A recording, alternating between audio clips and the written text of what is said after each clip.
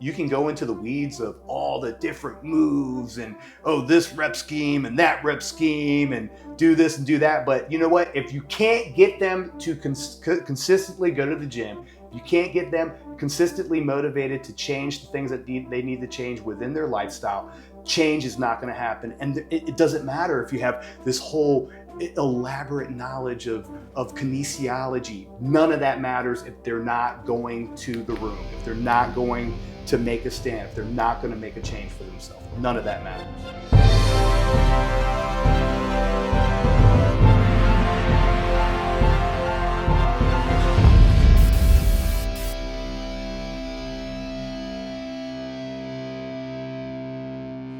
Amen to that, brother. Cheers. Dude, that was awesome. Cheers. Yeah, I couldn't agree more, man.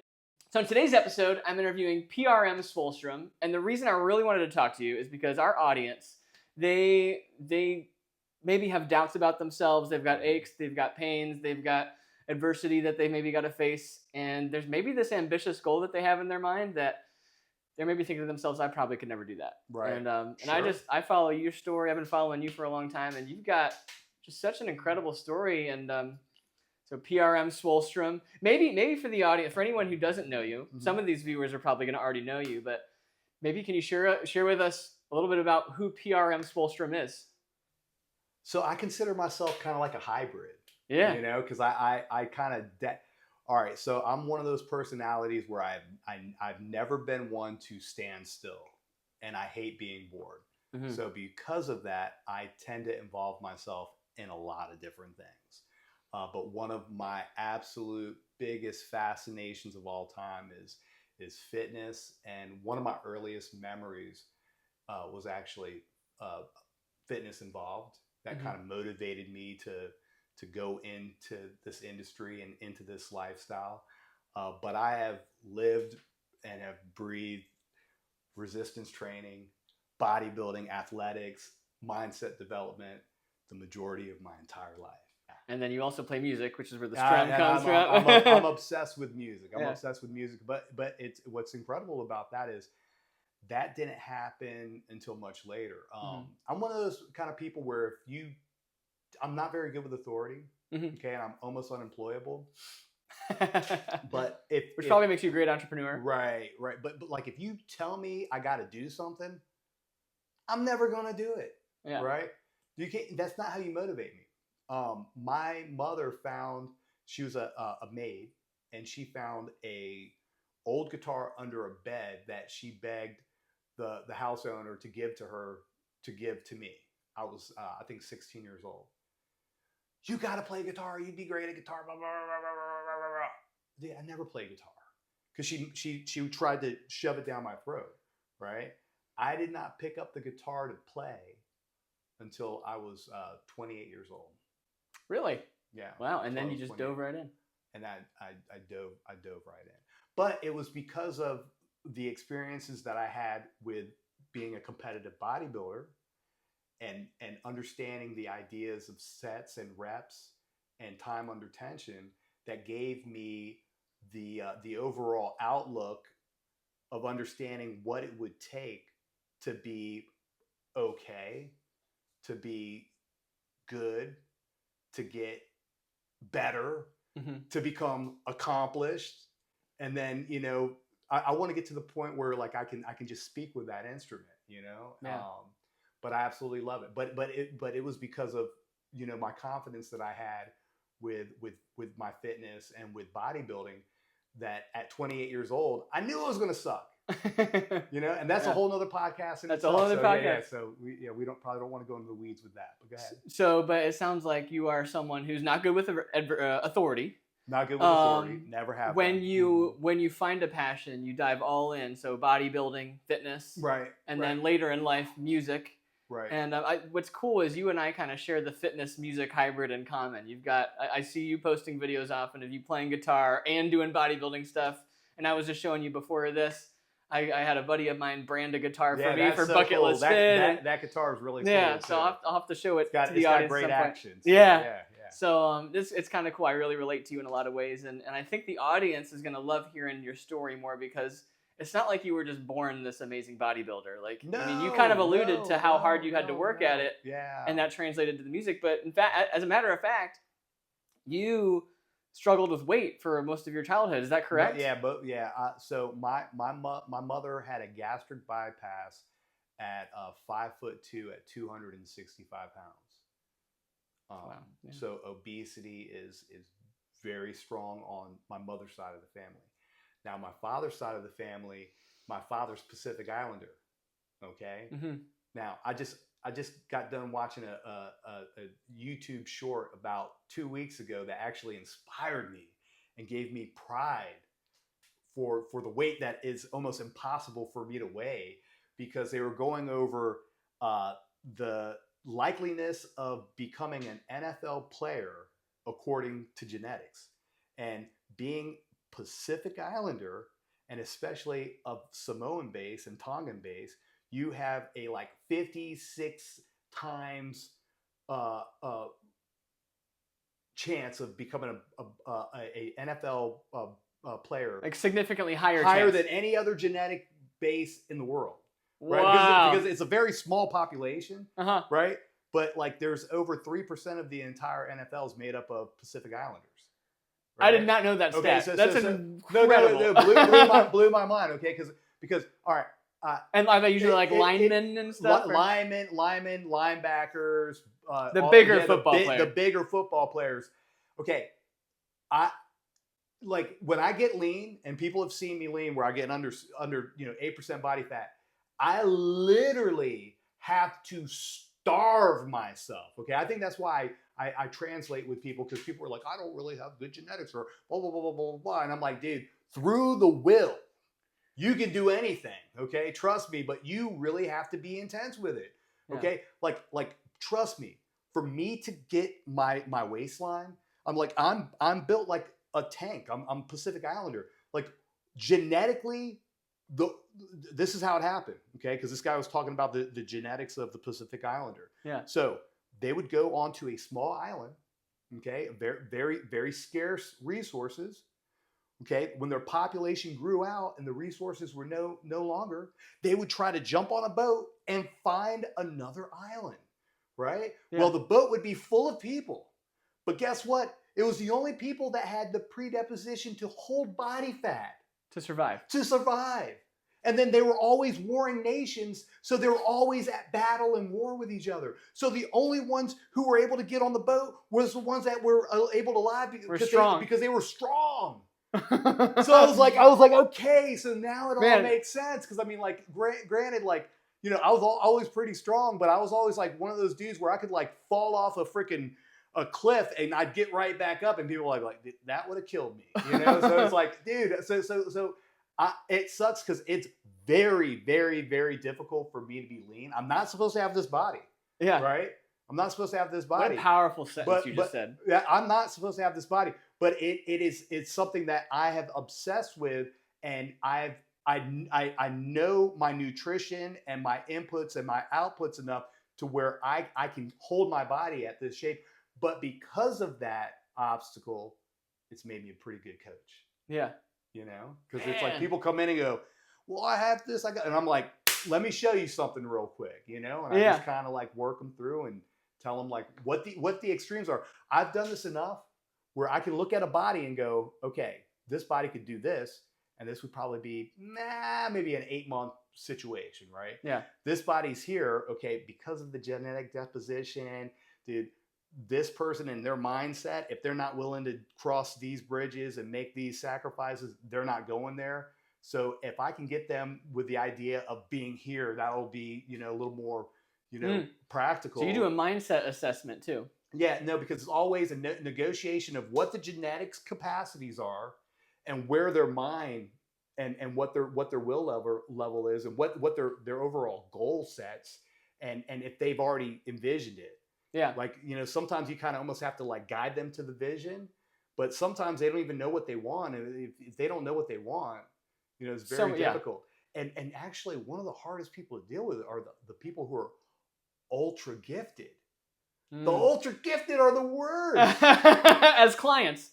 Yeah, because man, I've trained and consulted with people that were so gifted that if they just put an eighth of the concentration and the discipline and the sacrifice that I've put in, yeah, they would be on the front covers of Men's Fitness within like a year's time. yeah, Just incredible genetics. But yeah, it's those guys who never had to really put the work into the extra 20%, that extra 25%. yeah. And then once they get to the point where they're like, okay, wow, now I got to really put the work in, most of them won't do it, man. So I just heard a common theme in all of that you just said, and that theme is that adversity creates monsters, machines, and just those who go the furthest. Yes, and starting with, yes, can I just say that I had never, obviously I haven't thought about the Polynesian history into the same depth that you would for obvious reasons, but that is such a cool lineage story. Like,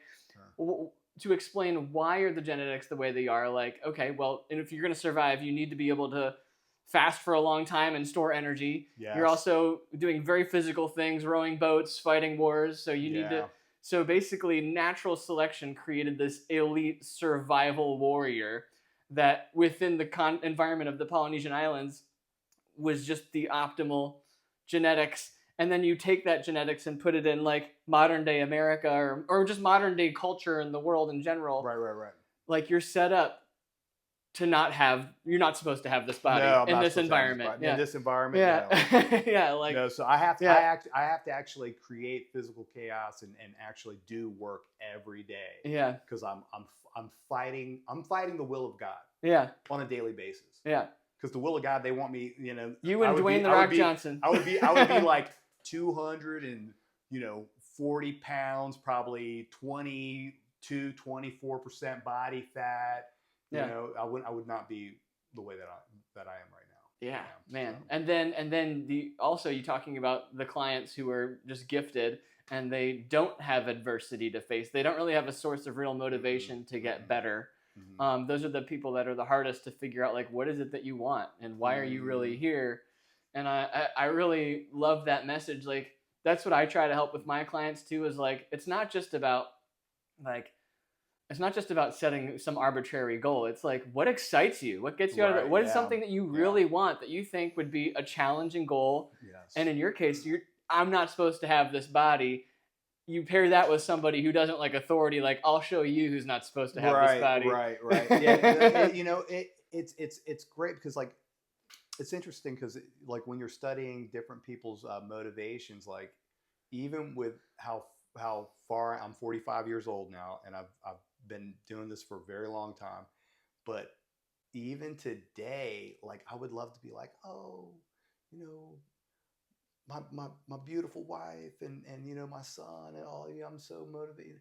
No, it's still the darkness that brings me to my top set. You know what I'm saying? It's still like I got to go into like, the times where I got beaten down and jumped or what, I got to go back to like the dark things. Yeah, that's what gets you going.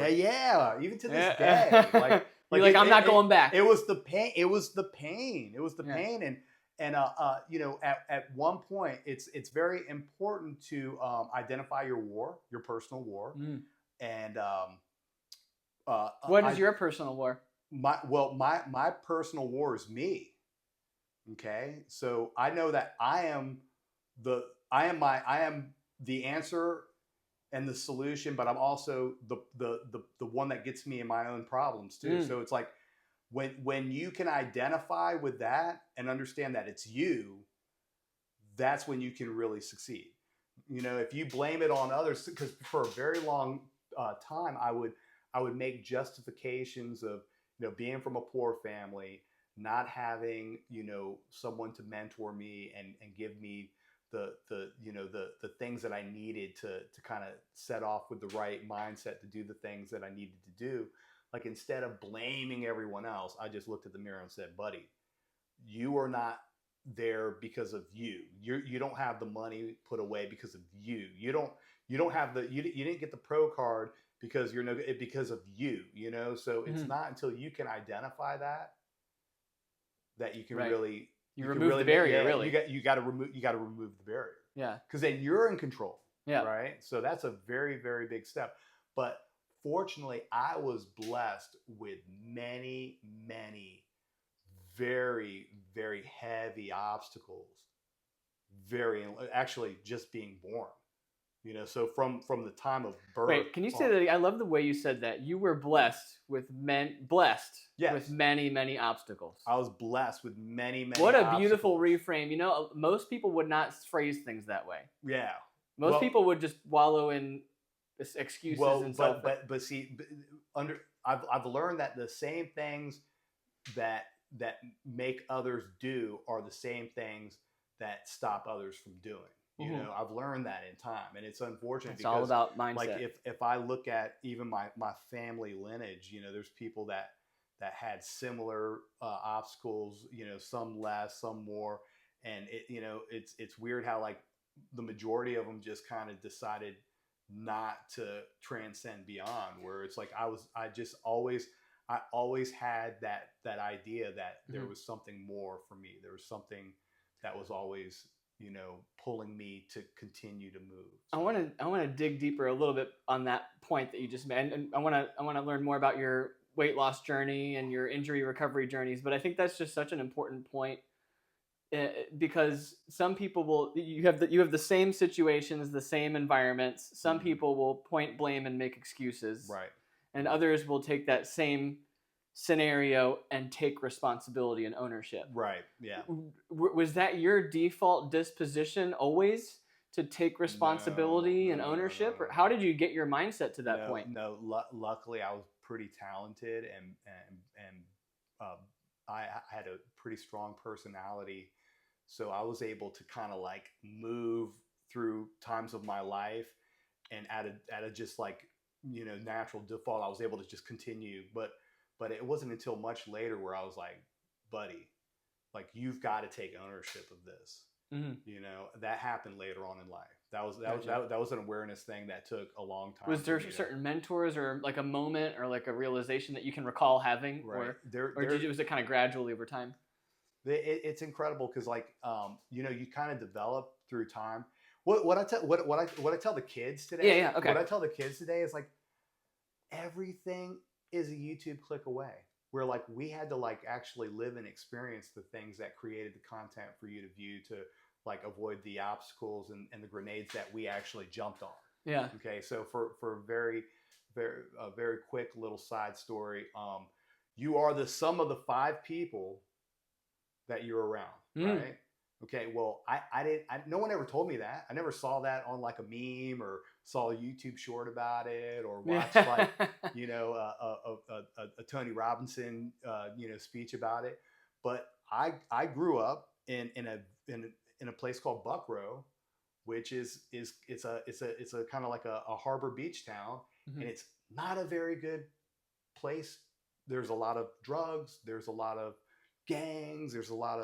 It's just not a good place to be, right? And my brothers of proximity, right? Mm-hmm. The guys that lived on my street, and the kids that I grew up with, like, hey, I trust them with my life. I want to trust them with your life, because like we were like brothers, right? And by the time we were just teenagers, they were a few years older than me. They're already running drugs and doing this, doing that, blah, blah, blah, blah. Well, when I was 15 years old, one of the kids who was like my adopted brother gets 10 years in prison, right? I'm 15. So when he got 10 years in prison, it wasn't like we were in like a formal gang, but it was like a group of us that were kind of like getting involved and have already kind of associated ourselves with parts of the town that was basically going to do the other things, right? Mm-hmm. And when he went to prison, I go, dude, I got to make new friends. Okay. And I just kind of, no one said, Phil, you should go make new friends. I go, whoa, somebody who like I speak with every day, who's like basically my brother, is going to be in the penitentiary for 10 years, my boy. Like, you need to make new friends, right? Like just internally, wake up call. It was just like, dude, you need to kind of step away from that because I don't know much about prison. I just knew that I didn't want to go. right? And I knew that there were things that I was associated with that if I get too deep in, I have the chance of going too, right? So I got to stop doing those things and being around the people that do those things and find people that are not doing those things, right? So I was luckily a kid had gotten expelled from the better school, and he was kind of he was messing up too, but he was from a very good family, and I became friends with him. I was like one of his first friends in because I went to school on the other side of the tracks, like the bad school, right? And this kid, he was in the good school, but he got expelled from the good school. He had to go to the bad school, and like I was in the market for new friends, so I was just like, I'm gonna extend the olive branch, and because I was like well received there, he attached to me and was like, oh dude, you're gonna be my bro, yeah, let's be bros, and then because he was the son of a PA and a lawyer, his friends were all the children of lawyers, doctors, and whatever. So it's like at 15, I had the opportunity to kind of associate with the more affluent parts of my town. Yeah. Even though I grew up on the other side, and throughout the entire time, it's like I kept a good relationship with everyone, but because of like my academics and how hard I was working, like, dude, my buds were like, dude, do that. That's great that you're not, smoking blunts and drinking 40s with us, all weekend long over here. You probably should, go and drink with those bros and not be socialize with these folks. They actually were like, they got it, So not only did you have your genes against you, you had your social group setting you up initially for the wrong path too. Yeah. And then, but that wake up call of your friend going to jail, you're like, man, I gotta change so changing your friend group was a huge step towards influencing your mindset and influencing your... that was a big that was a big deal, because I don't think I go to college if that had not happened. So going back to your struggle with weight growing up, when did you kind of start to get a grapple on that? Okay, so I can remember looking in the mirror as just a kid. Because my mom was very overweight. There was a pantry on the hallway towards the kitchen. I can remember in the pantry there was always like Little Debbie's, the oatmeal cream pies, every little freaking snack in there. And I can remember when I was in third grade, it's like I could not go past the hallway without like going in there and like grabbing a package of something, just shoving it in my face. And I can remember looking myself in the mirror and I'm like, dude, I mean, I look like freaking a chipmunk. And I was like, what are you doing? So on my own accord, I can remember just going, all right, look, you're not going to put your hand in the pantry, and you're just going to eat the meals that are prepared, like your breakfast, your lunch at school, and your dinner. So that was the first thing I did. So in third grade is when I was like, Houston, you're gonna have a problem. You have a problem. This is going to be an obstacle that you're going to have to live with for the rest of your life. So I was already cognitive in third grade. So in elementary school. I think you identified your superpower, which is this. You have a very strong sense of awareness and the ability to reframe and find perspective, and you acknowledge the cards you were dealt. Well, so that was the physical one. Okay. We haven't talked about this one yet. Wait, you mean the weight was the physical? The physical one. The physical. Let me talk to you about this one. All right. Okay. True story. I don't care whoever's listening, because I think it's something that we all need to talk about. Everyone in my immediate family on my American side has either been committed or had needed to be committed at one point in their lives. And I've actually been committed before. Really? Yeah. So mental illness is rampant in your family. In my family. Wow. Yes. Yeah. So in elementary school, I heard stories about my schizophrenic grandfather.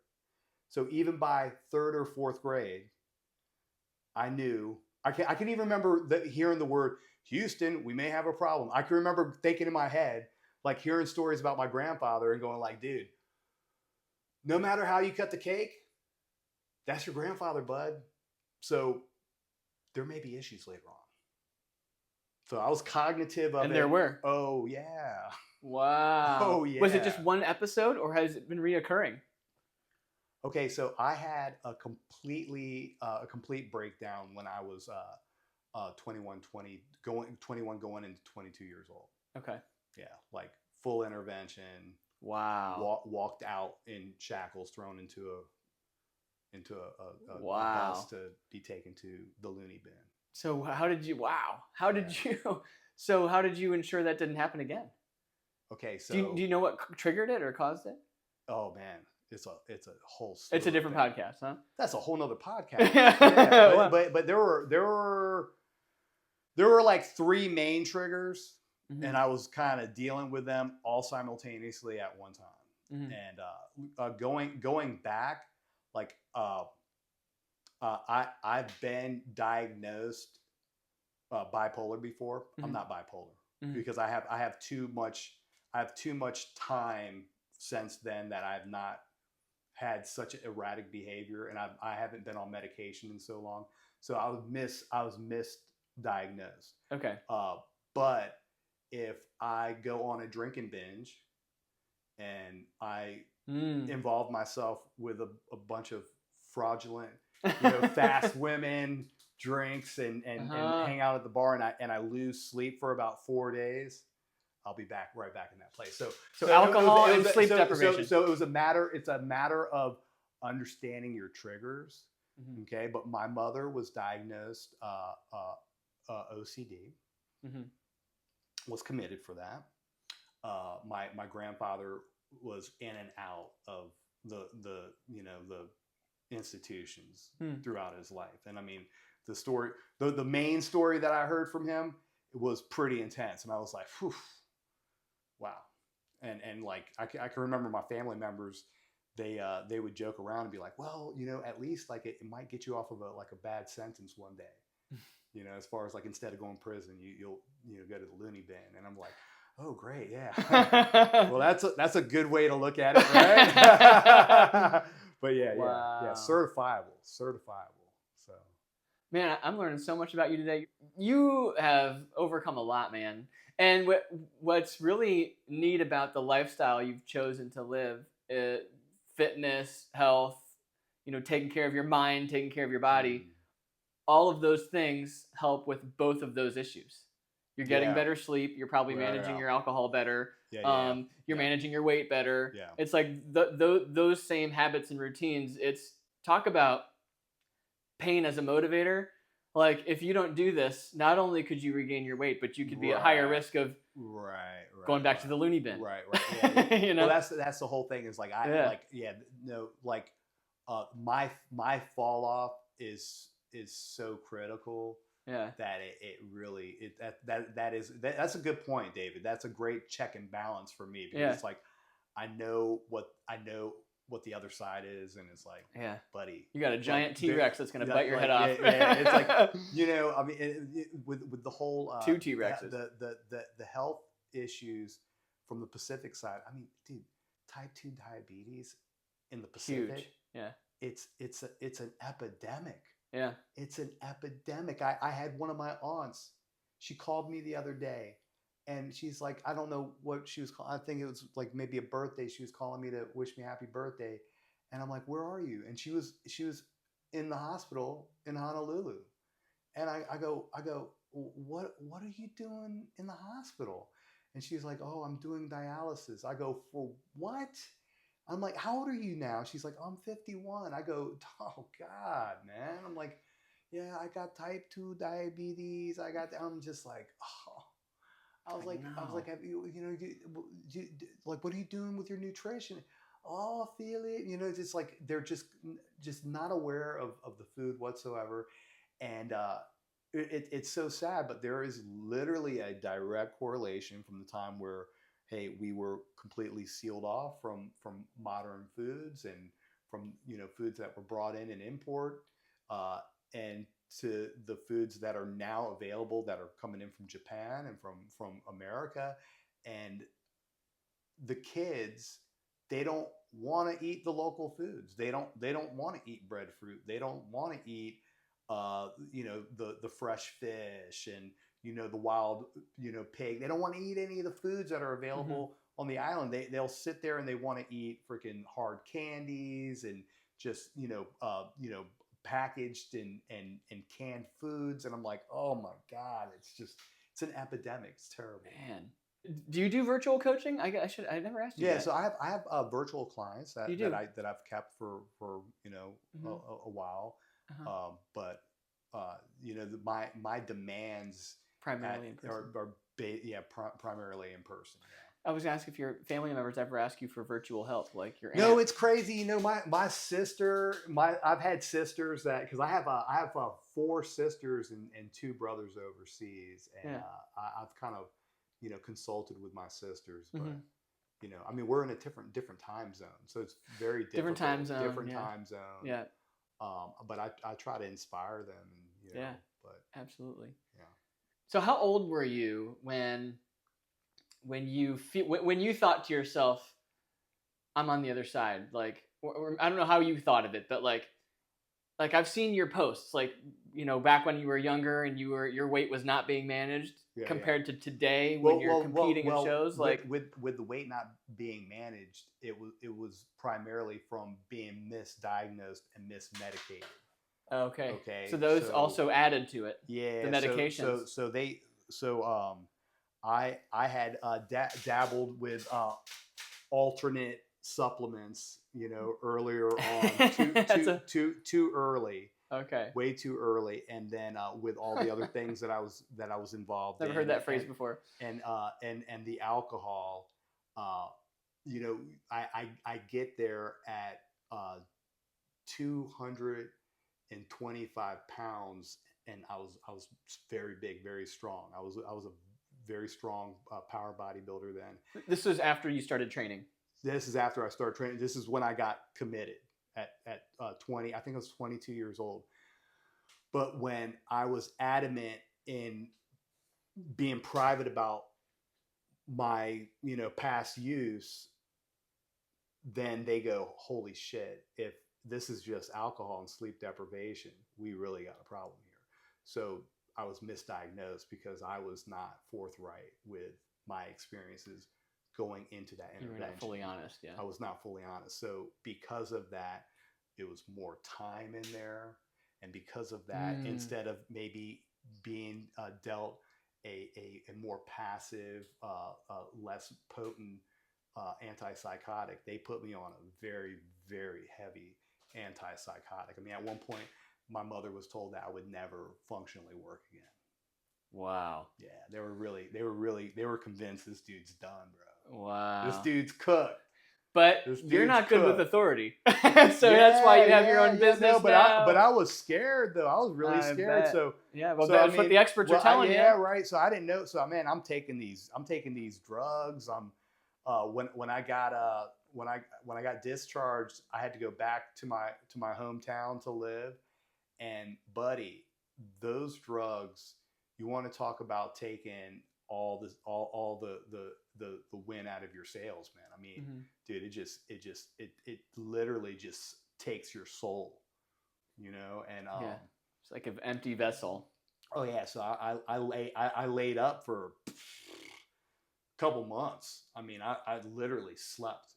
You just want sleep all the time. Like the idea of getting up, you're just like, I can't get up. I mean, just holding your head up, you have no energy whatsoever. And I mean, the first several months, I remember my day was, I would wake up, I would eat a big bowl of cereal.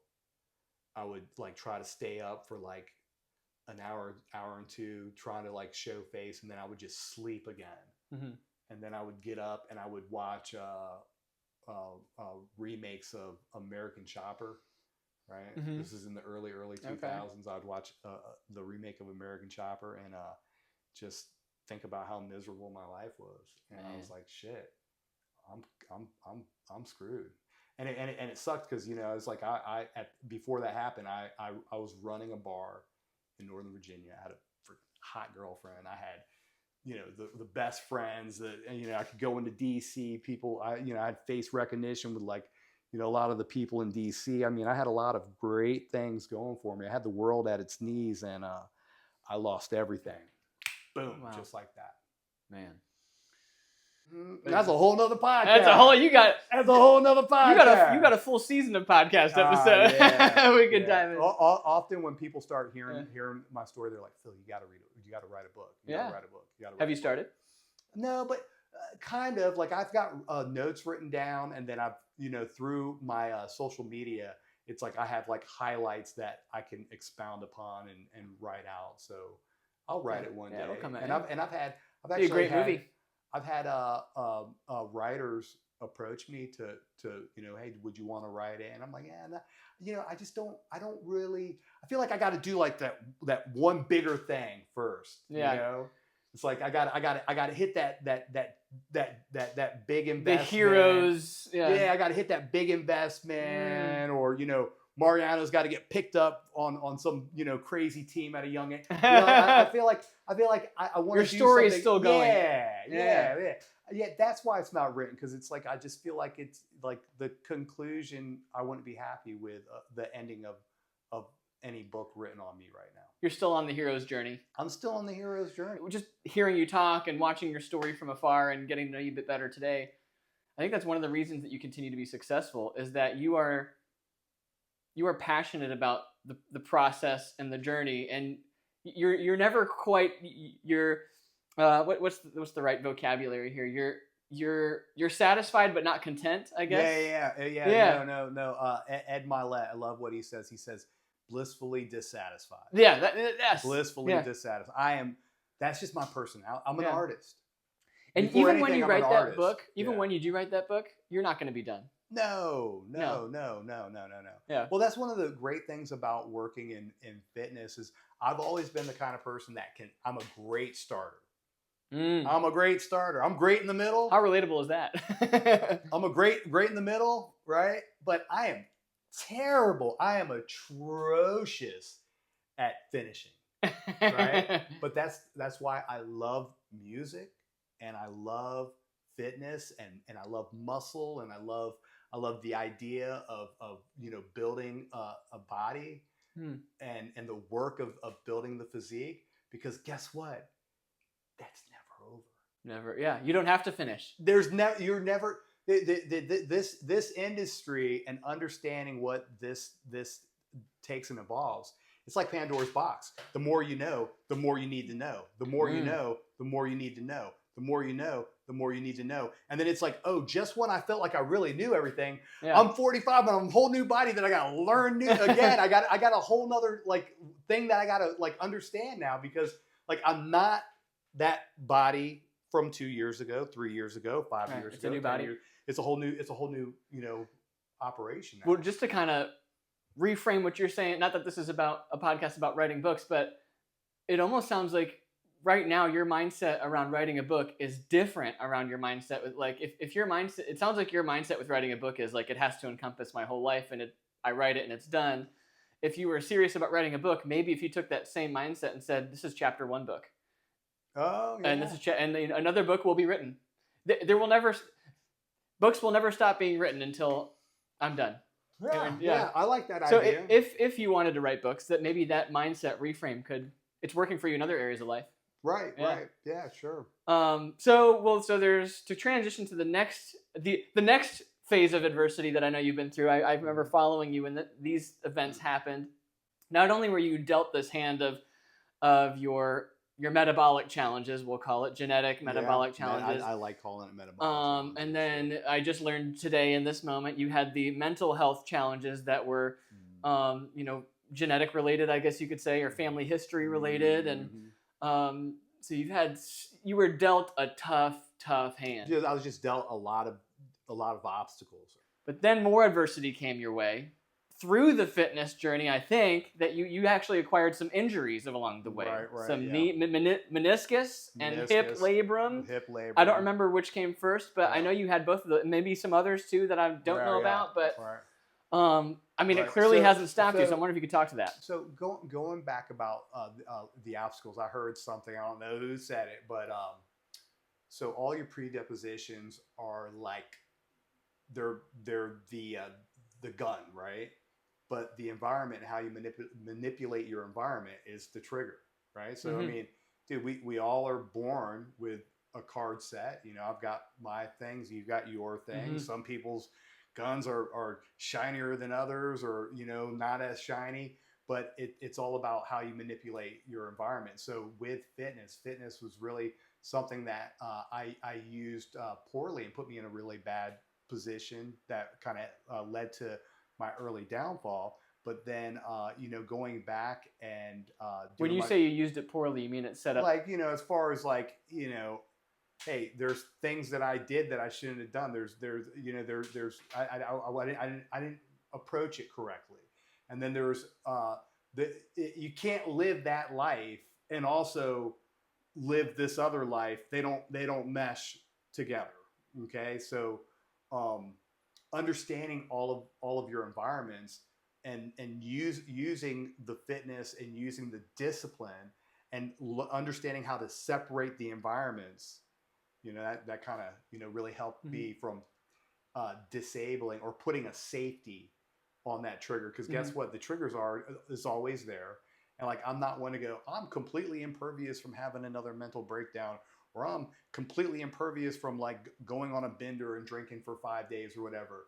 But I just, I know that if, hey, you sleep well, you're eating correctly, you're eating whole foods, you have a high trust and affinity towards God, and you have your you know you have a great like source and support. You can completely stay away from all of those and avoid Yeah, avoid the grenades. So absolutely. yeah. And so you did that. You put all those things in Well, place to the I'm best. doing You're that. I'm doing doing that. that. It's a work in progress. Yeah. Ongoing. Never finished product. So yeah, always working on it. Love that. But as far as the injuries, okay, so uh, the very worst injury that I ever had, even though I had to go into surgery for the knee, man, that labor was terrible. Yeah. That hip Was the labor, hip second or first? the hip happened. I can remember. I remember the day it happened. Really? I remember the moment it The happened. moment the injury happened? Yes, I Yeah. know I see. That's the whole thing about that injury. A lot of my injuries, it's like they were overuse injuries, and they're like, oh, I just kind of did too many pull-ups, or oh, I kind of did that movement too much, and I tore, I did a partial tear in one of my rotator cuffs or whatever.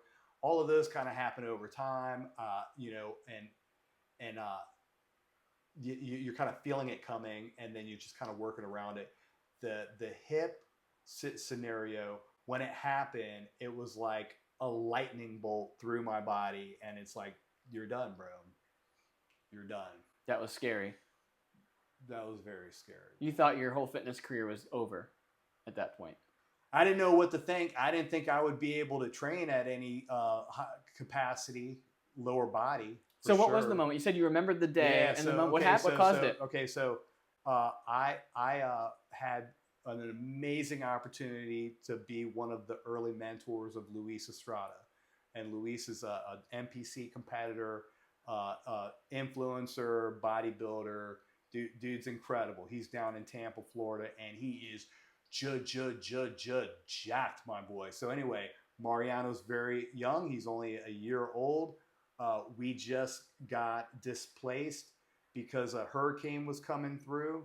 So I went from being completely, I call it devout swole. When I'm getting ready for a competition, I'm devout swole. Bye everybody. I'll see you later. I don't congregate with the others. I'm literally in a hole, and I'm getting ready for a bodybuilding competition. I do nothing else, right? Mhm. There's no other activities that I'm involved in. I know everybody knows I'm gone. So we did back-to-back shows, 2015, 2016, got in incredible shape. Well, there's something that I call the Pinocchio syndrome. You ever heard of the Pinocchio syndrome? No. You haven't, because that's my saying. Does it have to do with lying? No, Okay. no. The Pinocchio syndrome is when you've been in show prep for so long that all you want to do is be a regular boy. Okay. All you want to do is be a regular boy. You've eaten chicken and broccoli for so many months. You've eaten tilapia and freaking, like this handful of brown rice for so many months. You've been bone dry. We're it's like cellophane skin pulling off your abdominals. Where like you just want to eat a brownie, bro. You just want to eat. You just want to eat something. You want to eat a couple pieces of pizza and just be a real guy. You want to have a beer. Yeah. Like you go months without having an alcohol beverage, and it's like you've been so monomaniacal and focused on your goal that you come to a point where you get burnt out, and you're just like, I just want to be a real boy again. So I was in that phase. I had my son. I was spending extra time at home. We got evacuated. When we went in this evacuation in 2016, I was getting ready for a bodybuilding competition. I got my food bag and I've had my food meals prepped. We'd go to a restaurant and there, the offerings were not on my list. I would just not eat. You know what I'm saying? That's how disciplined I would be when I'm getting ready for a competition. I've got an infant child. I've got my wife. We're on the road evacuating with just the things that we could fit in our vehicle, and we're staying in some podunk town in Georgia. I'm eating bullshit food. I'm going to the bullshit gyms. I'm missing workouts. I get back into town, and I had already felt something wrong in my hips. Just felt really, really tight. Mm-hmm. I could not really put a finger on it. I was very bad at stretching. I was very bad at mobility recovery work. I was one of the worst. Man, I've always been super, super busy. I was running bars. I was running a personal training. It was like get in, get out, get to your session, get to your bar shift. I was always in perpetual motion that I did not even stop and say, dude, something is wrong. And my hips just were tight. And it was like a ball of tension in my hip flexors. Both of them, but more on the right than the left. Okay. Now to the audience looking and watching on, this is one of the clues that you need to watch out for. When you go under a load and one foot is trying to take more weight than the other foot, right? If one foot's like, I don't want this weight, you'll feel it. It's kind of hard to describe it. You need to stop what you're doing and you need to acknowledge your hips. After the injury, I actually went back and I got an orthopedic training certification and I studied all of this. Mm-hmm. And it's crazy because it's like, you got all these monologues that you got to read, okay?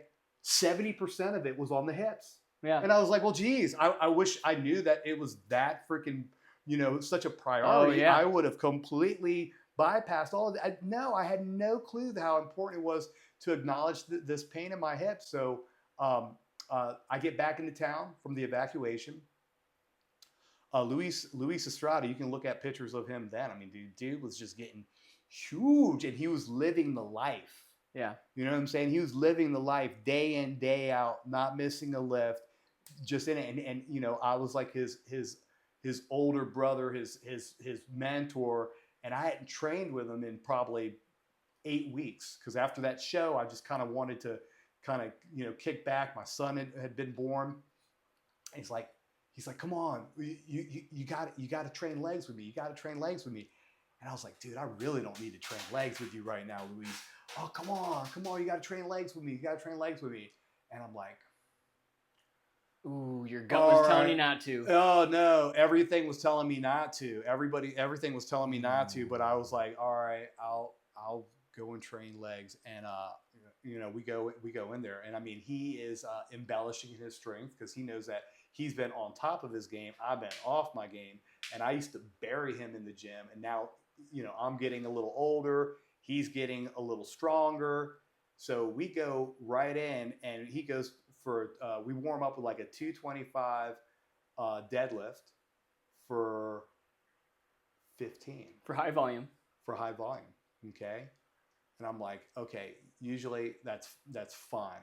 Boom, boom, boom, knock it out. It was tight. I already knew it was tight right then. Dude, this little bastard. Your hips were talking to you. The hips were already talking to me. This bastard, he threw another plate on, right from the two, going right, for 315, right from the 2 1/4, and I go, oh shit. He goes 315 for 10. competitive. Yeah, and I'm just like, I mean, now normally feeling good, I'll be fine with that. And I go over to the bar, and I was already not feeling good about it. Boom, first 2 felt like shit. The third one, I got up, and I'm like trying to show him that I'm not, experiencing any pain. The middle of the 4th rep, boom, electricity bolt went right through my hip. It shot through the front of my hip flexor and then out through the back of my hip joint. And can you show on the other hip for the camera? I was cooked. So I felt the electricity bolt right through the front hip flexor, bam, and then there was just like an electrical bolt that went pushed right through the back of my hip joint, and dude, I was cooked. I was cooked. I knew. Did you fall down right after that? then? I didn't fall down, but I had to like take all the weight off of my leg and then kind of limp out. That was tough. Ooh. I kind of just like observed his training session, and I knew I was in trouble that day. And I limped through my training sessions that day with my clients. And then I made a mistake. Man, I made a mistake. The worst thing you can do when you have an injury like that is to go in for a deep tissue massage. I'm thinking that, I didn't see any discoloration. You thought it was just tight muscle still. Yeah, I'm thinking that maybe I can, somehow get a little relief from a massage. And I booked a deep tissue massage with one of the best therapists on the island. And, she could feel that there was definitely some discrepancies in that hip. And my pain was probably at a 6 before that massage. I left that massage at a radiating 11. Ooh. I mean, like I didn't sleep for a couple of days. It was terrible. Oh. And it was all like the little. It was and all she went little, directly on the hip, not on like the. And it was painful. But it was all the little movements. It's like you think you're okay, right? And then it's like you go to like. Because I've got a wife at home. I got to put the toilet seat down, and just that little micro movement. Oh my God, you know what I'm saying? It was like a freaking dagger in the back of my hip, and walking downstairs. Oh, brutal. And it was so bad for months to where I would be asleep, dead sleep, and I would just externally rotate my leg and wake you up, and it would wake me up, and I'd be like, oh my God, it was it was terrible. I can't tell you how relatable that is to when I broke my neck. Oh my God. Did I ever tell you that? I know about that. Okay. Yeah. So like there's that same right before it happened, like something within me was saying, you should probably not do this right now. Like, so, because I had just mastered it on the tumble track, the trampoline. And so my confidence skyrocketed there. And then I was like, I could probably do it on the floor. So I tried it on the floor, no spotter, no dumb, just really stupid. No protection. And I like under rotated once and kind of like landed in that superhero pose. And you're like, okay, I got this. I was close. Yeah. And then I tried it a second time and I kind of like landed on my side. So it was getting a little bit worse. And I was like, all right. I should probably let up and let this muscle memory kind of settle in, right? Yeah, that went through my mind. I was like, all right, maybe I should call it today. Yeah. And I didn't. So I tried it a third time. Ooh. And that wasn't even the last time I tried it. I landed like on my back a little bit, but I like was okay. Mm-hmm. And everything within me was saying like, call it. Except for this one little voice that was like, this is going to be the one. This is going to be the one, yeah. That was the one, all right. The one that I broke my neck. Mm-hmm. So I under-rotated, landed on my head.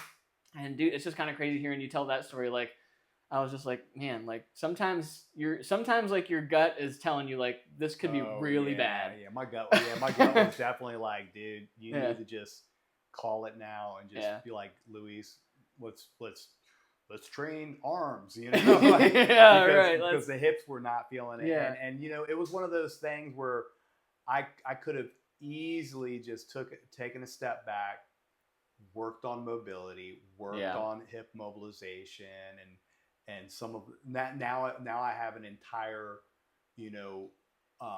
routine It's built into your that is planning. built into my planning. That's awesome. And then, because of that experience, there's probably maybe 25% of my clientele are, previous athletes and really physical men who now have injuries. Have like I've got a back I have 2 back fusions I'm working with right now.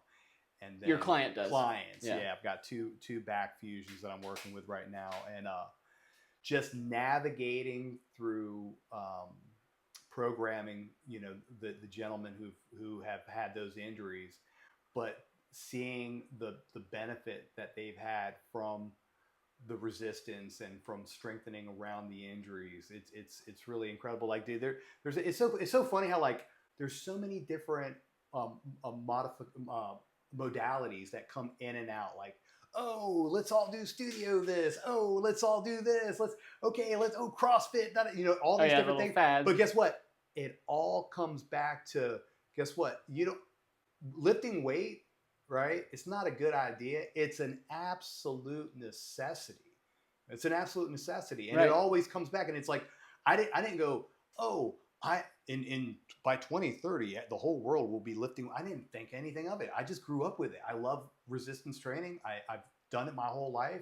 And it's just like, now it's like the epicenter of the industry. Everybody's reverting back to it, because guess what? It's one thing that it's like, right. It's one thing that everybody can, without a shadow of a doubt, pretty much agree with, is that you need resistance. You right. need resistance training. And as you've learned the hard way, a foundation of mobility and joint health. Oh, 100%. Those two go together 100%. hand in hand. I just said something on my stories yesterday that maturing as a lifelong resistance trainer is prioritizing joint health over muscular needs. Okay, because I'm in a place right now where my back was always pretty strong. I could row up and over 300 pounds, right? My back needs weight. Yeah, right. It needs weight.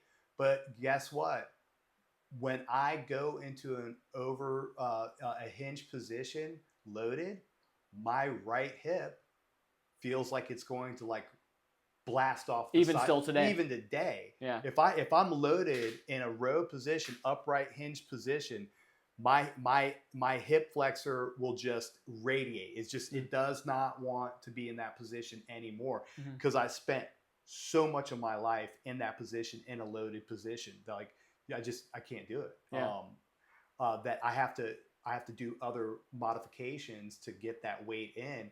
But hey, when you've done this as long as you've done it, it's like, just because you could, don't mean that you should.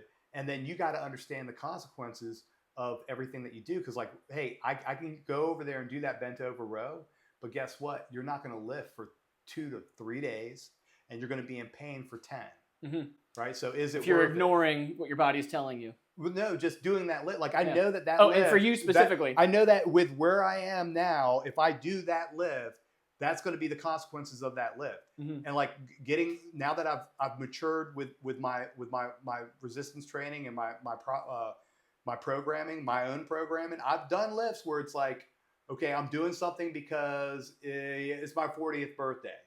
Okay, I'm going to do this lift. I know where my shoulders are.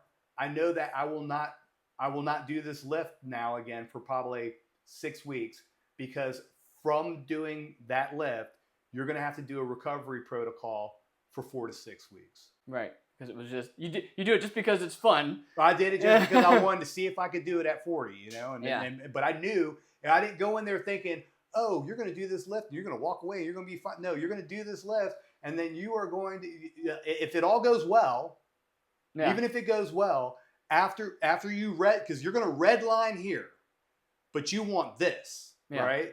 So when you're in red line for that long, you're going to be compromised for 4 to 6 weeks. So I'm already, in my mind, I've already like started programming what moves I'm not going to do, and what protocol I'm doing before my lifts every day to get back into a place where I can just functionally move that weight again. And it's just, so it's a really interesting place to be, to where like you're aware to a point to where like, okay, I know that I have this physicality, but I have my mind that is way stronger than what's happening here. Right. And it's all about understanding the negotiations of the two. Okay. Well, I've heard it said you're only as strong as your weakest link. Sure. Yeah. Right. For any right. given move or any given. So yeah, like your back can probably handle the row, and your mind knows it can do it, but can your hip take it? Yes. You know that. Yes. And I think you mentioned something earlier about, you know, with as you mature, training more for joint health than for, you know, maxing out muscles. And I think a lot of people don't realize or take for granted when they're younger that joints actually take a lot longer to strengthen. There's less blood flow to it. Muscles, and sometimes, especially the folks who lift for strength gains or getting heavier, their muscles will outpace their joints. That's where a lot of injuries will happen. Is so many of us will spend so much time working the show muscles, and they haven't spent enough time working the stabilizers. Okay, that's a big deal. Like a lot of my even kids that I don't train, but at the gym, if I see that they're really interested and I see that they're being really consistent, and I think that they are going to stick with it, I'll pull them aside and be like, look, I'm going to tell you this right now. Like everybody works these muscles here, but you need to prioritize and work these here, because this is what nobody else is working out. They don't even realize, they don't even have the cognitive thought of approaching these muscles until like 3 to 5, 6 years. Until crisis happens, when an injury happens. Or where you're so imbalanced, right? Yeah. Where it's like, if you can do this now, there's going to be injuries that you're going to completely avoid, and you're going to create an overall physique that's going to be, you know, way more impressive than someone who's not acknowledging those muscle groups. So. Totally. So how is it? So you kind of alluded to your training has changed since your hip recovery. How much of your training now consists of mobility work compared to before? Completely different.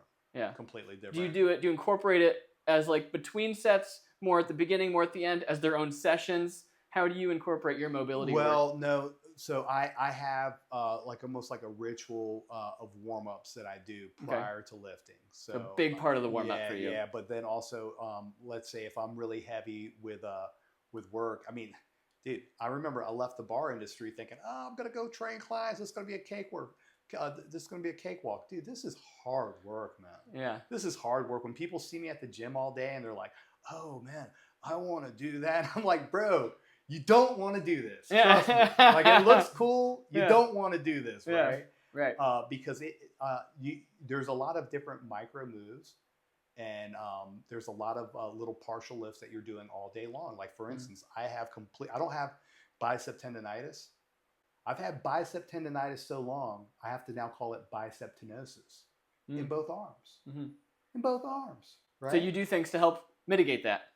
Well, I have to. Yeah, I have to. But it's from literally, you know, doing these moves and pulling ripping 45-pound plates for years, and years for your clients and for yourself, handing dumbbells over for years. I got there's an aspiring trainer coming up on the island right now. I really think this guy's going to be great.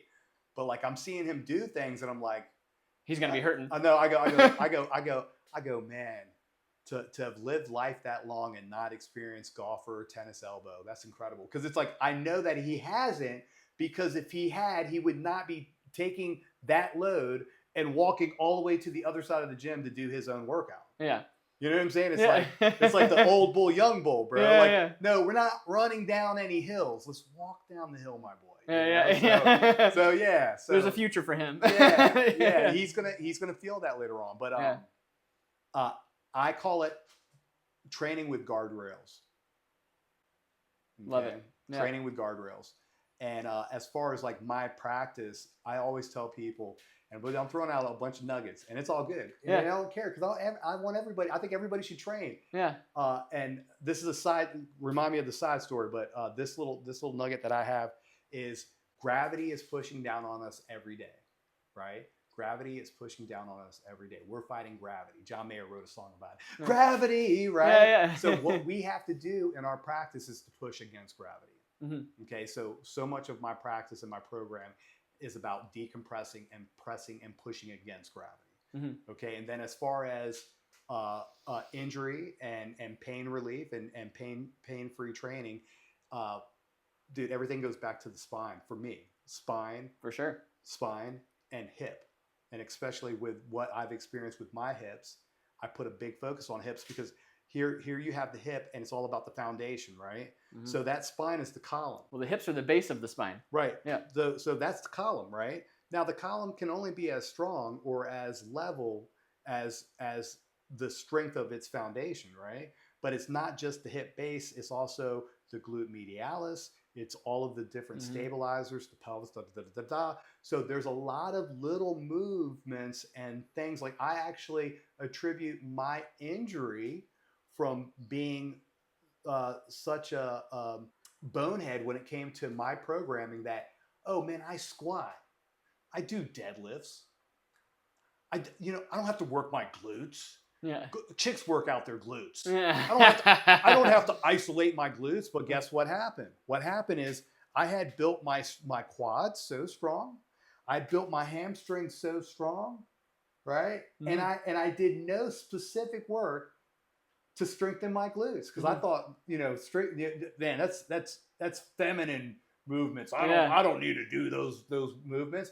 But when you extremely overload the development of those two muscles and you didn't put that same effort into the glute is like if there was a rope on a cable line, right, on a pulley line, dude, the glute is actually the hip and the glute is basically the centerpiece of that cable line. So you've got the glute pulling at the hams and the hamstring pulling at the quad, and then all of a sudden it just completely dysfunctioned and that's what happened to you. That's how I tore my labrum. So, yeah. And so now you don't skip those muscles anymore. No, I spent actually a lot of time. And you don't seem any more those. feminine. No. I'll pitch that to some of my buds. I'm like, look, I know that, like, hey, I didn't do adductors until I was in my deep 30s. But guess what? When I went into competing and I was being coached and mentored myself, they're like, bro, what's wrong with your quads? I'm like, what are you talking about? And basically, I was like missing an entire part of development of my quad because I didn't do adductors, and then I did adductors for like a year and a half, and then it was like, wow, the entire quad looked completely different because I had more dimension and more width in my quad. So not only did it help your hip health, but it also helped your physique. Right, absolutely. So yeah, you got to be pretty tedious. Yeah, Gosh, Phil, I feel like there's going to be more episodes with you on this podcast. Yeah, you are a wealth of So I've got two more questions for you today. The first one is, you've accomplished so many things. I mean, a lot of it's been in the fitness world. A lot of it's been centered around bodybuilding, powerlifting, physique. What else is on PRM Swolstrum's bucket list? Like, what else in the fitness world do you want to accomplish? In the fitness world? Yeah. Fitness bucket list. Okay, so I'm very excited about my partner's business. My little our side business. Yeah.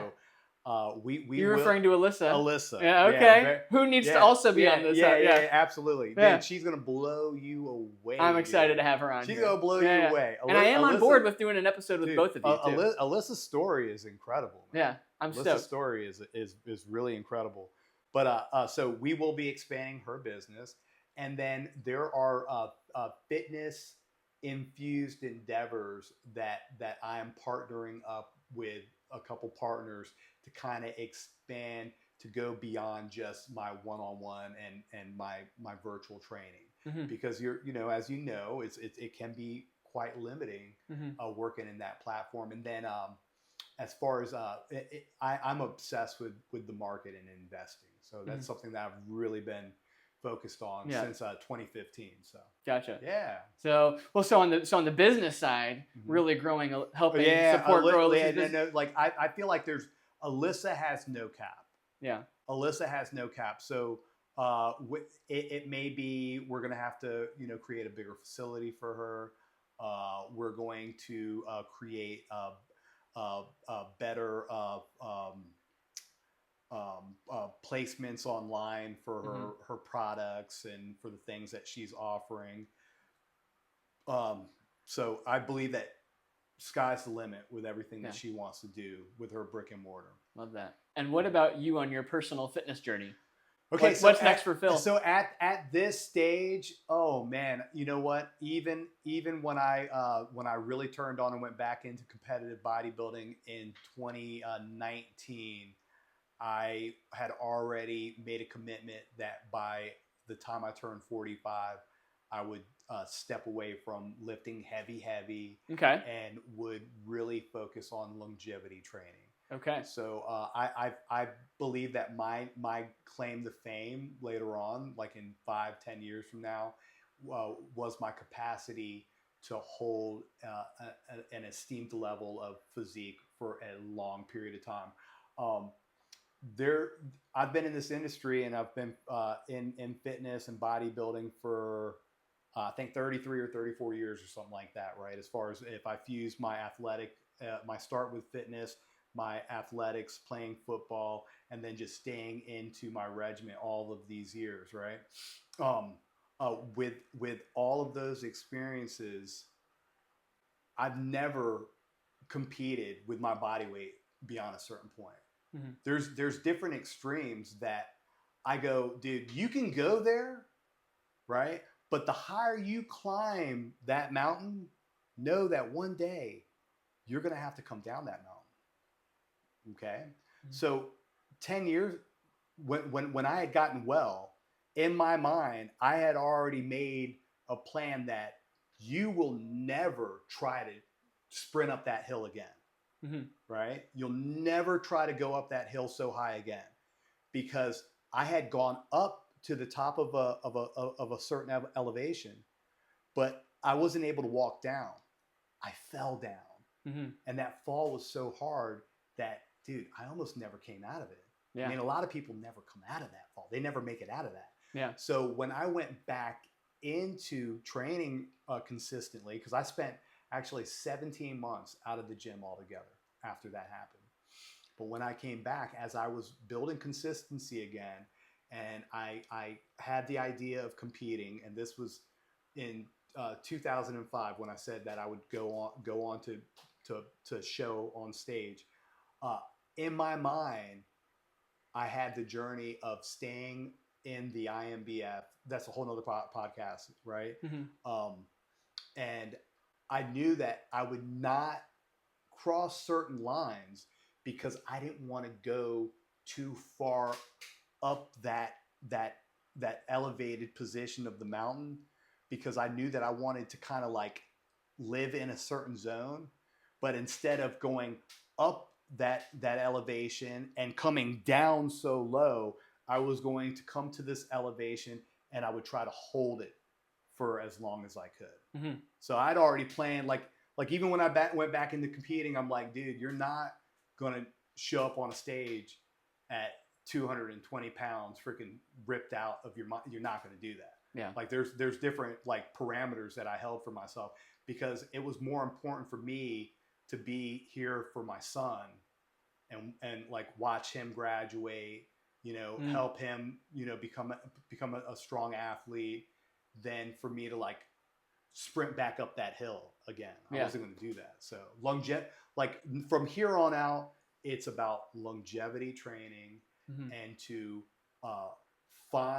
meet people where they are, but to explain to them that there is 100% of your capacity that you could find today, that you could find tomorrow, that you could find a week from today, you could find a month from today. Mm-hmm. And I've gotten to a point where I've had to really disconnect myself from what I used to do or what I could do, and really find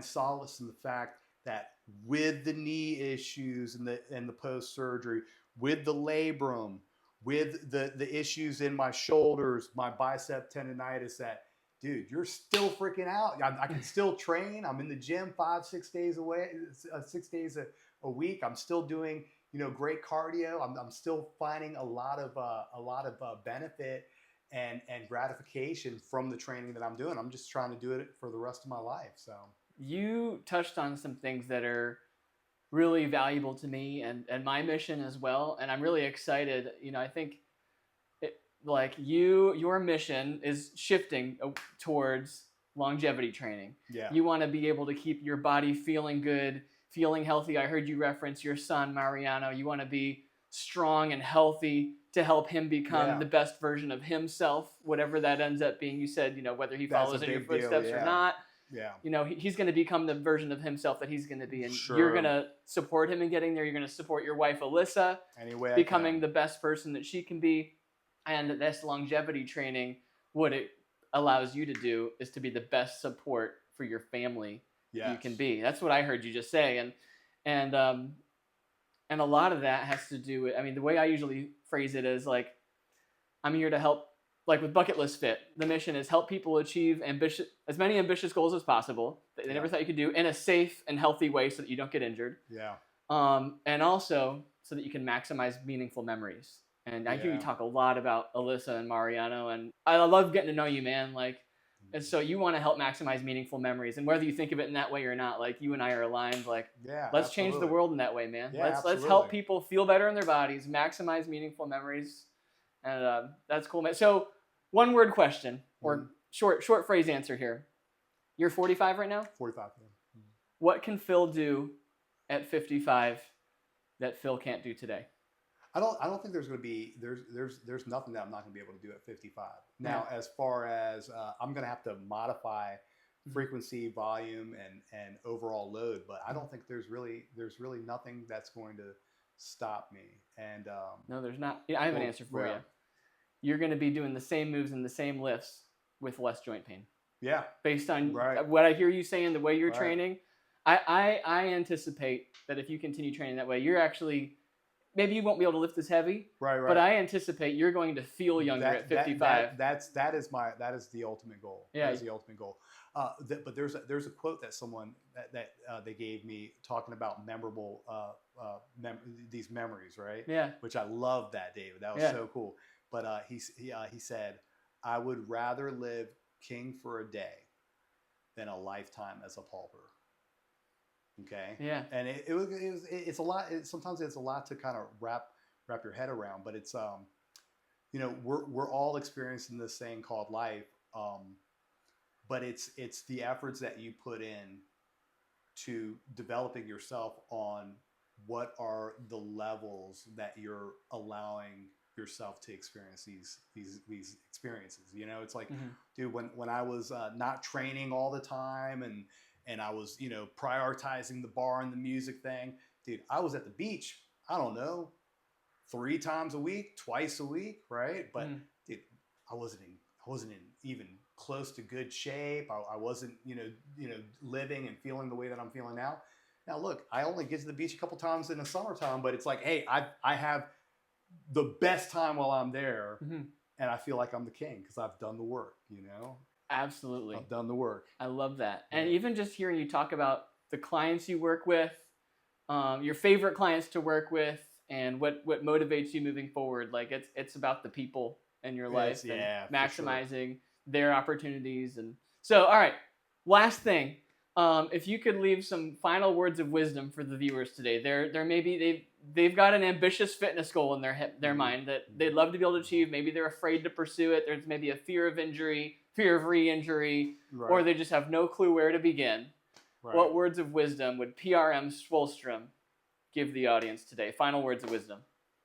Well, just know that there's no such thing as an overnight success, and like embrace the suck, man. Like that's like a David Goggins thing. Yeah, it's like, hey, dude, embrace the suck. Like the worst thing you want to do is just kind of start something and already be really good at it. Like put the time in, enjoy the process, fall in love with the process, because at the end of the day, when you reach that goal, you're going to look back and say, wow, what this really was the actual work of achieving the goal. It wasn't even the goal the whole time. So learn yourself, identify what is your war, what is your obstacle? Because if you can't really identify the root to what's holding you back, you'll continue to make justifications on why you're not making and achieving the accomplishments that you were set off to achieve. So I feel like I'm a living example of someone who was just, I just had the audacity to say, I don't got to live like this. I don't got to stay in this town. I don't need to live on this street. You know, I always knew that I could do more. I can do more. And one thing that really aggravates me is seeing really talented people reach really small, mediocre levels of their craft and just staying right there. It's like, dude, there's always another level. There's always another level. Like that happens a lot in musicianship. I've seen people that are playing the same damn licks that they were playing 10, 15, 20 years ago. And I'm just like, buddy, what made you think that this is it? So what I'm hearing you say is find your war, embrace the suck, and don't settle. And don't settle. There's always another level. Yeah, love that. And all of that because even though you're motivated by an outcome, it's not really about the outcome. It's about the process and the journey. It's the process and the journey. And if you can make it about the process, 100%, 100%. Because if you can make it about the process and the journey, you'll be able to identify your war. You'll be able to embrace the suck, and you'll be able to not settle. Right. Yeah. But if you only make it about the outcome, once you achieve it, you're gonna settle, and you're gonna stop. Right. It's the yo-yo. No, that's the worst thing. Dude, I love that. You know, like that's part of your book right there. Yeah. Find your war. Yeah. Embrace the suck and never settle. Never settle. I think you just figured out the PRM Swolestrum. So many people. I mean, but like another whole big discussion. Like I'm really big into like acronyms and like self-talk and chants. And my whole concept is this is kind of getting a little metaphysical, but to become free. Okay. Sure. And to become free. Is this your why? This is your deep-seated why? This is that carrot. This is that carrot that keeps me going. And it's like, okay, if I think that I've actually accomplished anything, to know that I still got to keep on moving. Mm-hmm. And it's to become UAA. Okay. UAA. Yeah. Okay. Let me guess. Okay. I'm gonna probably get it way wrong. I have no clue. What does it stand for? I'll become an undeniable, autonomous anomaly. So it's not a phrase. It's 3 words. Yep. Undeniable, autonomous anomaly. Ooh. Right. Okay. So is that like your mantra? One of your that's mantras? My mantra. That's UAA. Your mantra. UAA. If you can create UAA, like you could take all of my resources. You could take all of those numbers on the digital screen. You can take the car. You can take everything away. But with the concept of UAA, I could get it all back just like undeniable, autonomous. Right. Because what was the third one? Anomaly. Okay. Nice. Okay. Because one of a kind. Because because what you do is in your main craft, you study it so deeply that it is undeniable that you're in the top percentage of the people who are actually involved in that craft. Undeniable. Like, hey, when someone works with you, they're going to walk away and go, that dude knows his shit. Wow. Mm-hmm. Right? Undeniable. Okay. Autonomous. If you can create, if you're capable of creating, I'm not relying on a gym to feed me a client. I'm not relying on I can create my own advertisement. I can create my own relationships. I can create my own revenues. I can create at will. Mm-hmm. Okay, you become autonomous. You're the writer of your own. You're the author of your own book. Yeah. You're not under anyone's thumb. You're not under anyone's thumb, right? So you become autonomous, right? And then anomaly. Don't settle on just one skill. Have several skills.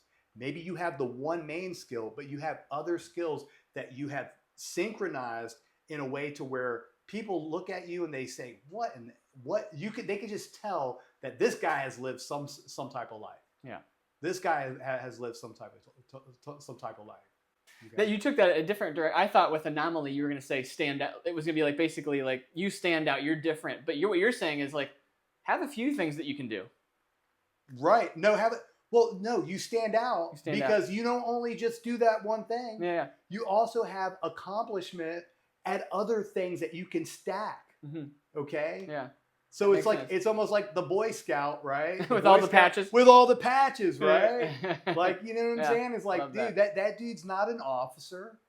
That dude's not just a one-star general. That dude is a freaking wartime general, bro. Yeah. Like when shit goes bad, that's the dude that you're going to go, yo, what are we going to do? You know, you want to be that dude, you know? So that's where we're stacking those skill sets.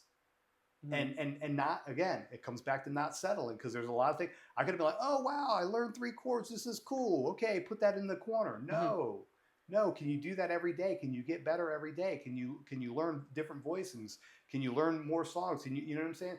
It's a skill set. It's a skill set. Because, hey, me, I wasn't born with a lot of like monetary resources, but I knew I was pretty talented, right? So I'm like, dude, maybe I can really sharpen all these different talents, and it'll give me more access, right? And there's places that I've gone and things that I've seen just because I can salsa dance. Yeah. You know what I'm saying? I've been to like some really cool places. Check out this guy. Because Alyssa and I went to go teach salsa somewhere. Like I would never have gone there before. I've never met those people if I had not learned that skill. Yeah.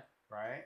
Love that, there's times where I've been, vacationing somewhere, and I went to an open mic and I played a song, and all of a sudden, you got to go here. You got to go see this. Got to say, hey, tell them this dude sent you. You know what I'm saying? It's like, dude, skill has created access for me.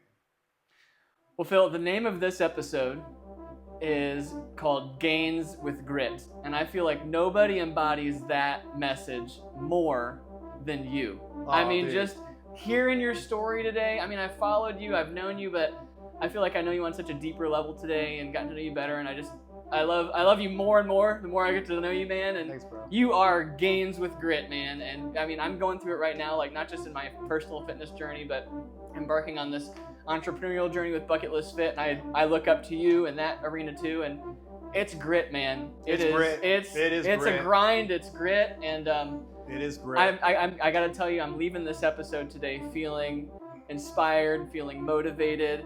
I want to emulate Gains with Grit as I continue to build Bucket List Fit, and I'm going to continue looking up to you. You will. I appreciate that, man. Yeah. So, and I want to have you back here, man. I feel like there's just like a bunch of episodes we could have. I mean, time permitting for you. You're a busy guy. We'll do it again. Yeah, we'll do it again. absolutely, awesome. man. Cool, man. Hey, Phil, thanks so much. That's great. Yeah. That's great. All right. Good work, bro. Yeah.